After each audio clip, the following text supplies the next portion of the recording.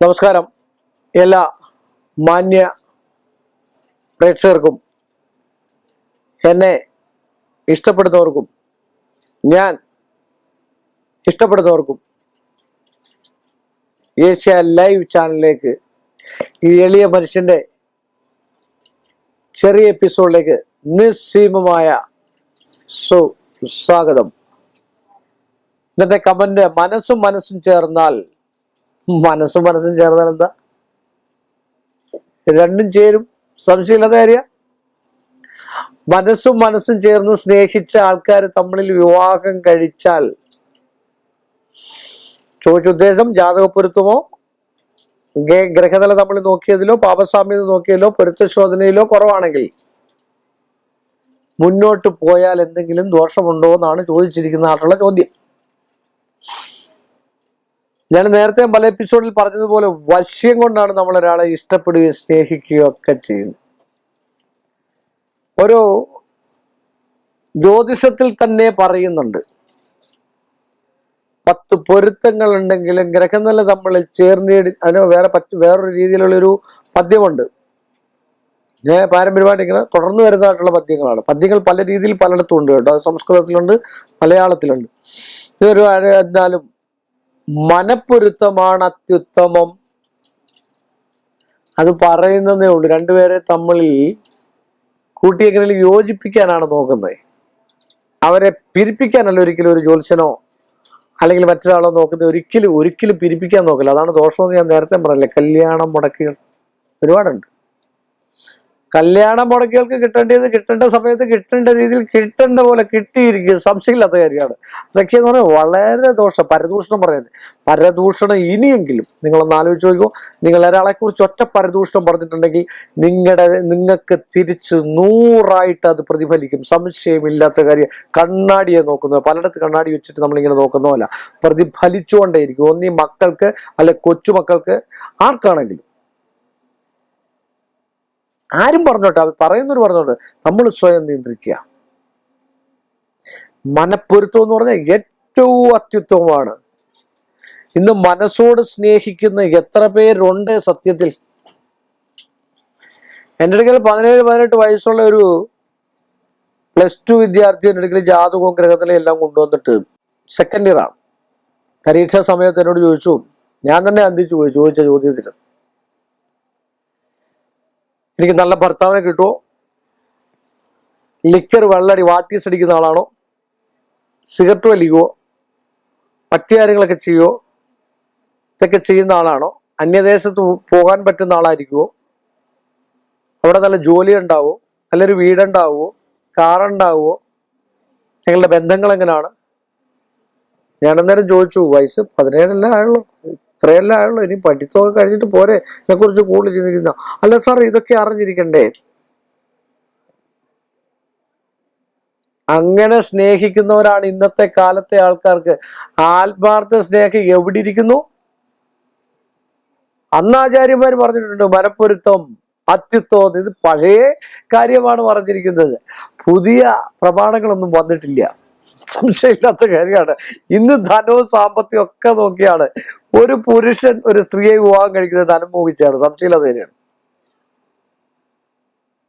ഒരു സ്ത്രീ ഒരു പുരുഷനെ മോഹിക്കുന്നത് ഭയങ്കര ഇതോടുകൂടി അജാന ബാഹുവായിരിക്കും, എല്ലാം തികഞ്ഞ മനുഷ്യനായിരിക്കും, പൗരുഷമുള്ളവനായിരിക്കും, കണ്ടാൽ കൊള്ളാം തിന്നാൻ കൊള്ളത്തിൽ എന്ന് പറഞ്ഞ പോലെ ഇങ്ങനെയൊക്കെ ആഗ്രഹിച്ചായിരിക്കും വിവാഹം കഴിക്കുന്നത്. സുന്ദരനായിരിക്കണം, മറ്റുള്ള കൂട്ടുകാർ കണ്ടാലും അവളേക്കാൾ ഭർത്താവിനേക്കാൾ സുന്ദരനായിരിക്കണം എൻ്റെ ഭർത്താവും, എൻ്റെ മറ്റുള്ളവരുടെ ഭാര്യയെക്കാളും സുന്ദരിയായിരിക്കണം എൻ്റെ ഭാര്യ. ഇങ്ങനെയൊക്കെയുള്ള ആഗ്രഹങ്ങൾ മനസ്സിൽ വെച്ചുകൊണ്ടാണ് ഇവരൊക്കെ വിവാഹം കഴിക്കുന്നത്. സംശയമുണ്ടോ? വശ്യത അതുപോലെ. വശ്യത പല രീതിയിൽ വരാം. 3-4 ടൈപ്പ് വശ്യത ഉണ്ട്, പല രീതിയിൽ വരാം. ഈ വശ്യം എന്നൊക്കെ പറയുമ്പോൾ നിങ്ങൾ വിചാരിക്കുന്നത് ഈ പെണ്ണുങ്ങളെ വശീകരിക്കാതെ മാത്രമാണോ, സ്ത്രീകളെ വശീകരിക്കാതെ മാത്രമാണോ നിങ്ങൾ വിചാരിക്കുക? ഒന്നുമല്ല. ധനത്തെ വശീകരിക്കാം. അച്ഛനും അമ്മയും കൂടെ വീട്ടിൽ പോരാണെങ്കിൽ അച്ഛനും അമ്മയും മക്കളോട് സ്നേഹമായിട്ടിരിക്കാം, അച്ഛനും അമ്മയും വശീകരിക്കാം. ജനങ്ങളെ വശീകരിക്കാം. നല്ലൊരു ബിസിനസ് നടത്തുവാണെങ്കിൽ ജനങ്ങൾ വരുന്നില്ല പോകുന്നില്ല എങ്കിൽ ജനവശ്യം നടത്താം. എല്ലാ കർമ്മങ്ങൾക്കും വശ്യം എന്നാണ് പറയാ. അതിനൊരു പേരിട്ടിരിക്കുന്നു, വശ്യം. കേൾക്കുമ്പോഴേ ആള് വിചാരിക്കും ഓ വശ്യം വശ്യം ഏതോ ഒരു സംതിങ് റോങ് ആണ്, ഏതാണ്ട് ഇംഗ്ലീഷ് അക്ഷരമാലയിലെ ഏതാണ്ട് ഇപ്പൊ സിനിമ പോലാണെന്ന് വിചാരിക്കും. ഒന്നുമല്ല. അപ്പൊ ആ വശ്യത കൊണ്ട്, അന്നേരം കാണുന്നതായിട്ടുള്ള വശ്യത കൊണ്ട് മാത്രം സ്നേഹിക്കുകയും, ആത്മാർത്ഥ സ്നേഹം എന്ന് പറഞ്ഞു കഴിഞ്ഞാലും എന്താ പറയാ, നമ്മുടെ ശകുന്തള എന്നൊക്കെ പറയത്തില്ലേ, നളനും ദമയന്തിയും എന്നൊക്കെ പറയുന്നത്, അതൊക്കെയെന്ന് പറഞ്ഞാൽ ആത്മാർത്ഥ സ്നേഹമായിരുന്നു. ഇന്ന് സാമ്പത്തികവും ധനവും മാത്രം കണ്ടുകൊണ്ട് നിങ്ങൾ സ്വയം ആലോചിച്ച് നോക്ക്, ആത്മാർത്ഥമായിട്ട് സ്നേഹിച്ചിട്ടുള്ള എത്ര പേരുണ്ടെന്ന്. അതുകൊണ്ടാണ് ഞാൻ ഇപ്പോഴും പറയുന്നത്, ഒരു 90% അല്ലെ 100%, ഒരു 90 അങ്ങ് വിട്ടേക്ക്, ഒരു 10 അങ്ങളെ 80% സ്നേഹിച്ച് കല്യാണം കഴിച്ചവരുടെ ജീവിതം ഫ്ലോപ്പ് ആയിരിക്കും. ഒന്നി പിരിഞ്ഞിരിക്കും, ഭർത്താവ് ഭർത്താവിന്റെ വഴിക്കും, ഭാര്യ ഭാര്യയുടെ വഴിക്കുമായിരിക്കും. സംശയമില്ലാത്ത കാര്യമാണ്. ശ്രദ്ധിച്ചിട്ടുണ്ടോ?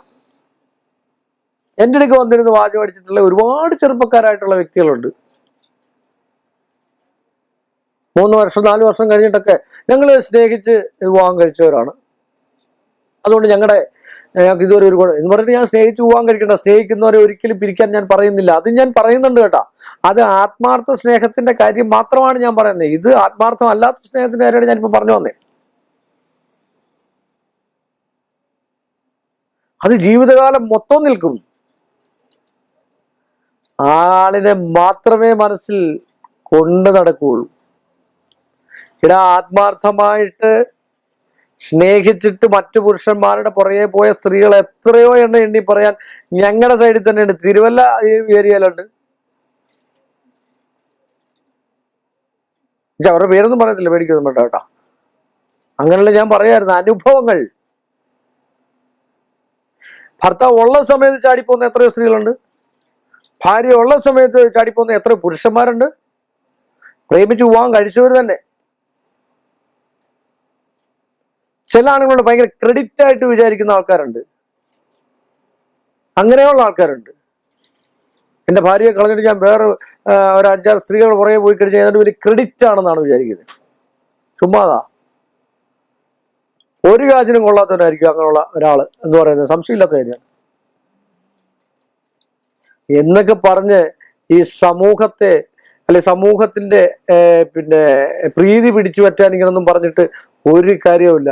സ്നേഹമാണോ അത് നല്ലതായിരിക്കണം, നന്മയിലേക്ക് വരണം, നല്ല സൽസന്താനങ്ങൾ ഉണ്ടാകണം, അവരുടെ പാരമ്പര്യം നിലനിൽക്കണം, നല്ല കുട്ടികളായിരിക്കണം, നല്ല വിദ്യാഭ്യാസം കൊടുക്കണം.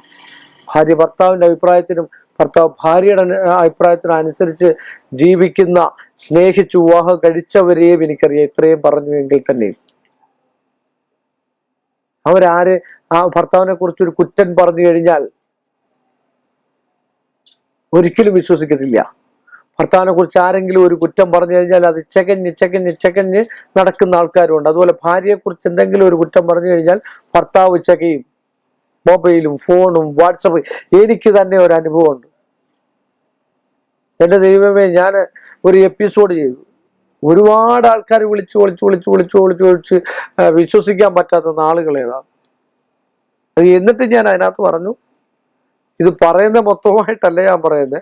ചില നക്ഷത്രങ്ങൾക്ക് ചില അവിശ്വാസക്കുറവുള്ള പിന്നെ ഞാൻ ആ എപ്പിസോഡ് ചെയ്തിട്ടില്ല. അതുകൊണ്ടാണ് ഞാൻ പറയുന്നത്, പൊതുവായിട്ടാണ് പറയുന്നത്, എല്ലാവരും അറിയാൻ വേണ്ടിയാണ്. അതുകൊണ്ട് സ്നേഹിച്ച് വിവാഹം കഴിക്കുന്നത് ഏറ്റവും അത്യുത്തമമാണ്. സ്നേഹമാണ് അഖില സാരമൊഴിയിൽ. അതിൻ്റെ ഗ്രഹനിലയും പൊരുത്തമില്ലാതെ പഴയ കാലത്ത് ഇതുപോലുള്ള നീചകർമ്മങ്ങളെ സ്നേഹിച്ചിട്ട് വഞ്ചിക്കുകയും ചതിക്കുകയും ഒക്കെ ചെയ്യുന്നുണ്ട്. ഇപ്പൊ എന്താ പറയുന്നത്, തേച്ചിട്ട് പോവാ എന്നൊക്കെ പറയുന്നത് പഴയ കാലത്ത് നടന്നിട്ടുണ്ട്. പിന്നെ ചേട്ടത്തിയും അനിയത്തിയും പിന്നെ ഒരാൾ തന്നെ വിവാഹം കഴിച്ചിട്ടുണ്ട്, വെച്ച് ജീവിച്ചിട്ടുമുണ്ട്. അവരുടെ മക്കളും സന്തോഷമായിട്ടൊക്കെ ജീവിക്കുന്നവരുണ്ട് ഇപ്പോഴും. അതൊക്കെയെന്ന് പറഞ്ഞാൽ അന്നത്തെ കാലത്ത് ഈ ഭാര്യയെ പോറ്റിക്കൊണ്ടു പോകാൻ, അല്ലെങ്കിൽ മൂത്ത ആള് മരിച്ചു പോവുകയോ അങ്ങനെയൊക്കെ ചെയ്തു കഴിഞ്ഞു കഴിഞ്ഞാൽ ആ കുട്ടി അന്യാധീനപ്പെട്ടു പോകാതിരിക്കാനാണ് അനിയനെ കൊണ്ടുവന്ന് കല്യാണം കഴിപ്പിച്ചുകൊണ്ടിരുന്നത്.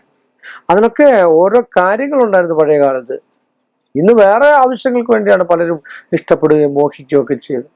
അതൊക്കെ വേണ്ടത്. നല്ലൊരു ഭാര്യയുണ്ട്, അല്ലെങ്കിൽ നല്ലൊരു ഭർത്താവ് ഉണ്ടെങ്കിൽ പിന്നെ എന്തിനാണ് ഇതിന് പോകുന്നത്? കുറച്ച് പോയി കഴിയുമ്പോൾ മടുക്കില്ലേ? സംശയമില്ലാത്ത കാര്യമാണ്. ഇതൊക്കെ ദോഷത്തിലും ദൂഷ്യത്തിലും നിന്ന് അവസാനിക്കുകയുള്ളൂ. ഇതൊക്കെ ചിന്തിക്കുന്ന ഒരു പ്രായം വരുമ്പോൾ, ഒരു 55-60 വയസ്സ് വരുമ്പോഴാണ് നമ്മൾ ചിന്തിക്കുന്നത്. നമ്മുടെ മക്കൾ പോലും അങ്ങനെ കാണിക്കുന്ന നമുക്കൊന്നും പറയാൻ പറ്റില്ല. നമുക്ക് വോയിസ് ഇല്ലാവും. കാര്യം സ്വന്തം മനസ്സിൽ ഇങ്ങനെ കൊത്തും. അതുകൊണ്ട് ഇതൊന്നുമല്ല, സ്നേഹം മാത്രം. എല്ലാത്തിനും സ്നേഹിക്കുക. ഒരു പൂവുണ്ടെ പൂവിനെ സ്നേഹിക്കുക, ഭാര്യ ഉണ്ടെ ഭാര്യയെ സ്നേഹിക്കുക, അച്ഛനുണ്ടെ അച്ഛനെ സ്നേഹിക്കുക, അമ്മയുണ്ടെ അമ്മയെ സ്നേഹിക്കുക. എല്ലാവർക്കും സ്നേഹം തൻ്റെ വഴിക്ക് പങ്കുവെക്കുക. പങ്കുവെച്ച് കഴിഞ്ഞാൽ നിങ്ങൾക്കൊക്കെ ഐശ്വര്യം ഉണ്ടാകട്ടെ, എനിക്കും ഐശ്വര്യം ഉണ്ടാകട്ടെ, ഞാനും അങ്ങനെ സ്നേഹിക്കട്ടെ എല്ലാവരെയും എന്ന് പറഞ്ഞുകൊണ്ട് ഈ എളിയ മനുഷ്യൻ്റെ ഈ ചെറിയ എപ്പിസോഡ് കൂടെ അവസാനിപ്പിക്കുന്നു. വീണ്ടും നമ്മൾ തമ്മിൽ കാണുന്നവരെ എല്ലാ മാന്യ പ്രേക്ഷകർക്കും എൻ്റെ നിശ്ചയവുമായ നന്ദിയും ശ്രേഷ്ഠമായ ഭഗവാന്റെ കടപ്പാടും.